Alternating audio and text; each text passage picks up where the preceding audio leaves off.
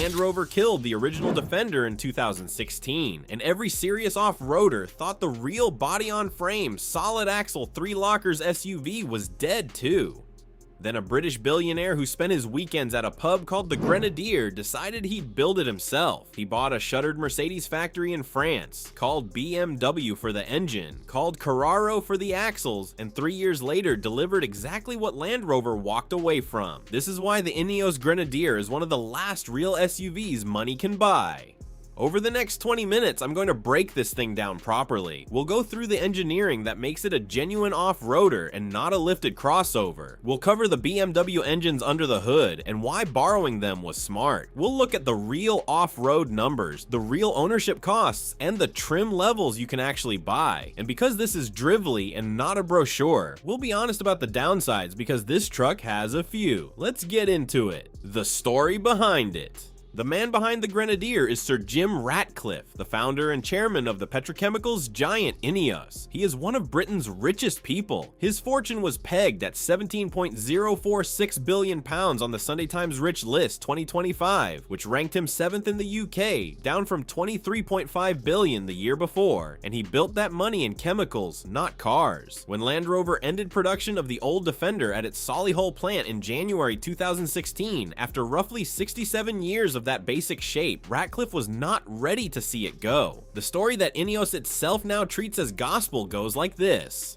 Ratcliffe and a few friends were drinking at a pub called the Grenadier, tucked away at 18 Wilton Row in Belgravia, London, and they started grumbling about the death of the honest Defender. Ratcliffe first approached Jaguar Land Rover and asked to buy the tooling so he could keep building the old truck himself. Jaguar Land Rover said no, so he decided to build his own version from scratch, and he named the project after that pub. Ineos later bought the pub, and in May 2025, the company mounted a green plaque on the wall marking it as the birthplace of the Grenadier.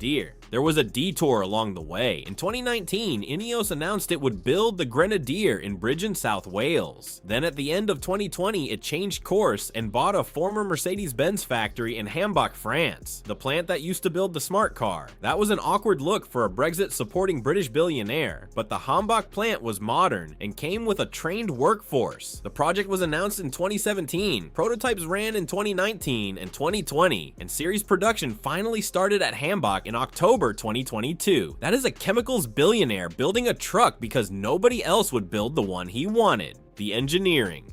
Why it's real. The point here is what separates the Grenadier from almost everything else in a showroom today. The backbone is a fully boxed steel ladder frame chassis with sections up to 3.5 millimeters thick. The body bolts onto that frame. Most modern SUVs, including the new Defender, use a unibody where the body and structure are one welded shell, which is lighter and rides better, but bends and fatigues harder when you abuse it off-road. Under each end sits a solid beam axle supplied by Carraro, the Italian firm founded in 1910 by Giovanni Carraro in Campo d'Arsego. Carraro set up its dedicated axle and transmission division in 1973 and today supplies John Deere, Massey Ferguson, CLS, New Holland, and Valtra. Both axles are live beam axles, not independent suspension. They ride on heavy-duty coil springs with a 5-link setup front and rear. A solid axle matters off-road for a simple reason. When one wheel climbs an obstacle, a beam axle pushes the opposite wheel down to keep it planted, so you keep traction and articulation across brutal terrain. Independent suspension gives a smoother road ride but tucks its wheels up and runs out of travel sooner. The steering is old school on purpose. Instead of the rack and pinion setup nearly every modern car uses, the Grenadier runs a recirculating ball box built by Bosch. That design is heavier and vaguer on pavement, but it shrugs off the shock loads of hitting a rock at speed without kicking back through your wrists. The drivetrain is the real story. The Grenadier uses permanent 4-wheel drive, so all 4 wheels are always driven. Power runs through a 2-speed transfer case designed by Ineos and built by Tremec with a 2.5 to 1 low range for crawling. A lockable center differential is standard on every single Grenadier. Then you can option electronically locked front and rear differentials on top of that, supplied by Eaton. Lock all 3 and you have the same hardware count as a Jeep Wrangler Rubicon or a Toyota Land Cruiser 70 series. The 2 vehicles most enthusiasts consider the last honest 4x4s left. Almost nothing else at any price gives you 3 real locking diffs from the factory. The BMW Heart. Ineos did something clever with the engines. Rather than spend a fortune developing its own, it phoned BMW and bought 2 of the best straight sixes on the market. The gasoline engine is BMW's B58, a 3.0-liter twin-turbo inline-six. In the Grenadier, it makes 282 horsepower and 332 pound-feet of torque. The diesel is BMW's B57, also a 3.0-liter twin-turbo inline-six, making 245 horsepower and a beefy 550 newton-meters, which is 406 pound-feet of torque. Both engines have been recalibrated by Ineos for low-end grunt and off-road duty rather than outright speed.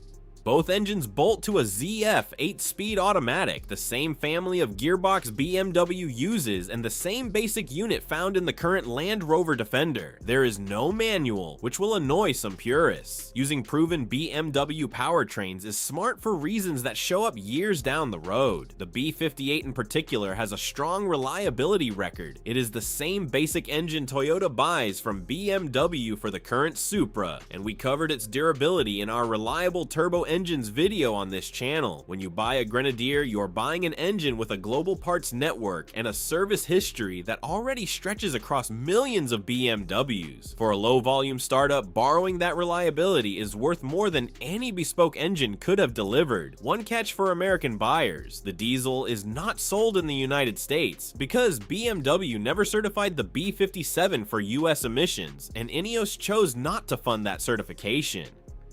In North America, you get the gasoline B58 only. Let's talk numbers because this is where the Grenadier earns the badge. Per Ineos's official specs, the approach angle is 35.5 degrees, the departure angle is 36.1 degrees, and the ramp breakover angle is 28.2 degrees. Ground clearance is 264 millimeters or 10.4 inches. Wading depth is 800 millimeters, which is 31.5 inches, and there is a dedicated wading mode that shuts off the engine fans for river crossings. Those figures put it right in the fight with the serious hardware. The coil-sprung Land Rover Defender, 110 posts, roughly 31.5 degrees approach and 22.2 degrees breakover on its standard setup, so the Grenadier actually beats it on approach and breakover geometry. The new Defender only claws back an advantage when it raises its air suspension, which is exactly the kind of complex component the Grenadier deliberately avoids. Against a Jeep Wrangler Rubicon and a Land Cruiser, the Grenadier trades blows, giving up some articulation and nimbleness on the rocks, but bringing more towing and a tougher frame. That towing number is the headline. The Grenadier is rated to pull 3,500 kilograms, which is 7,716 pounds. Payload runs from roughly 690 kilograms on a fully optioned diesel up to around 880 kilograms, and US models are quoted near 1,889 pounds. Curb weight sits around 2,700 kilograms, roughly 5,900 to 6,200 pounds depending on spec. This is a heavy, serious tool, and the numbers back up the marketing. Climb inside and the theme continues. The most talked about feature is the overhead control panel, styled like an aircraft cockpit, where the off-road switches live. The differential locks, off-road mode, waiting mode, downhill assist, and the pre-wired auxiliary switches. Ineos wanted controls you can find and hit while bouncing down a trail, so the switches are chunky, clearly labeled, and built to a rugged look rather than hidden in a menu. A single 12.3-inch display sits on top of the center console and does double duty as the gauge cluster and the infotainment screen because there is no separate binnacle in front of the driver. You control it with a physical rotary knob, not just by stabbing at glass. There are real buttons and dials for the climate and the drive functions, which is increasingly rare and genuinely useful with muddy gloves on. The cabin is built to be used and abused. There are 6 grab handles, tie-down points, a utility rail system for mounting gear, and on the utility trim, a rubberized, washable floor with drain plugs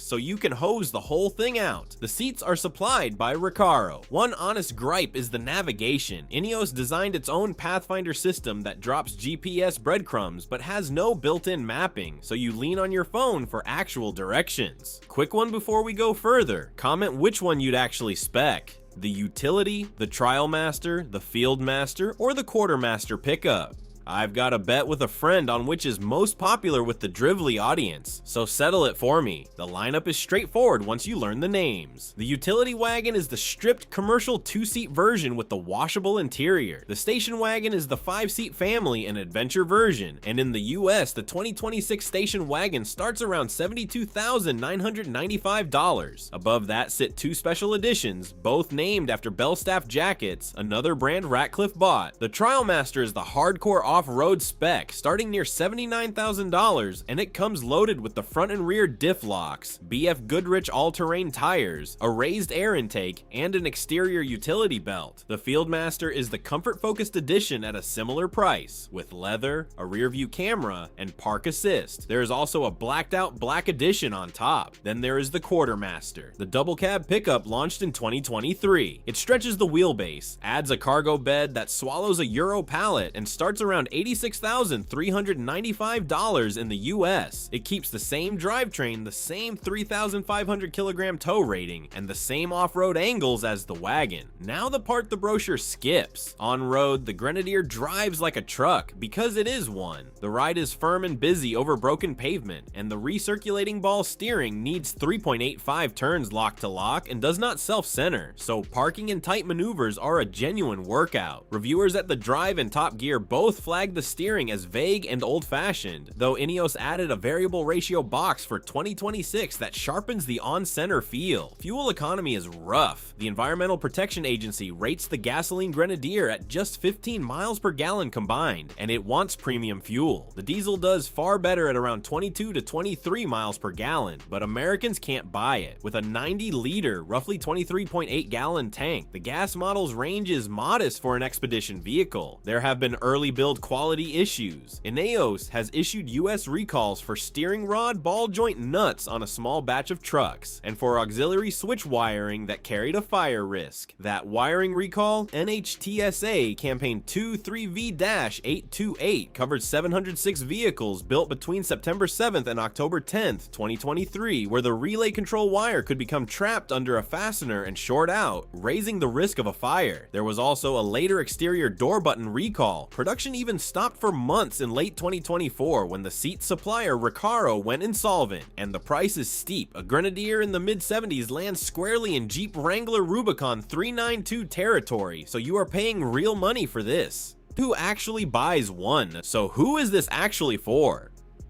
The Grenadier makes sense for people who use a 4x4 as a tool. Ineos reports more than 36,000 Grenadiers delivered globally, and the fleet buyer list already includes the Kenyan Red Cross and Hertz in North America. Overlanders and expedition builders love it, and specialist outfitters in Australia and the US already build touring rigs around it. Farmers, ranchers, mining crews, and remote area workers buy it for the towing, the payload, and the simple mechanicals you can fix far from a dealer. Emergency and rescue use is climbing fast. The Royal National Lifeboat Institution in the UK signed a 5-year deal for 20 Grenadier station wagons for a year, first deployed at Flint, Lytham, Morecambe, and Sea Houses to launch D-class lifeboats off the beach. The Mülheim an der Ruhr Fire and Rescue Service in Germany took 3 converted trucks in November 2025, and Spain's National Police added 10 for its police intervention units in 2026. Most of all, it is for the person who wanted the old Defender back and never got it. If you commute on smooth roads and never leave pavement, a Grenadier is the wrong buy, and something softer will be cheaper, quieter, and thriftier. But if you need a vehicle that will still be crawling up a mountain in 15 years, this is one of the very few new options left. So that's the Grenadier. It is heavy, it drinks fuel, and it steers like a farm implement, but it is one of the last genuinely purpose-built 4x4s you can walk into a showroom and buy new. Would you actually take a Grenadier over a new Defender, or over a Land Cruiser 70 series if you could get one? Tell me in the comments. If this video gave you a straight answer for once, hit subscribe, because next time we're breaking down the 10 most iconic 4x4s that will still be worth buying in 2030, and one of them is on this list.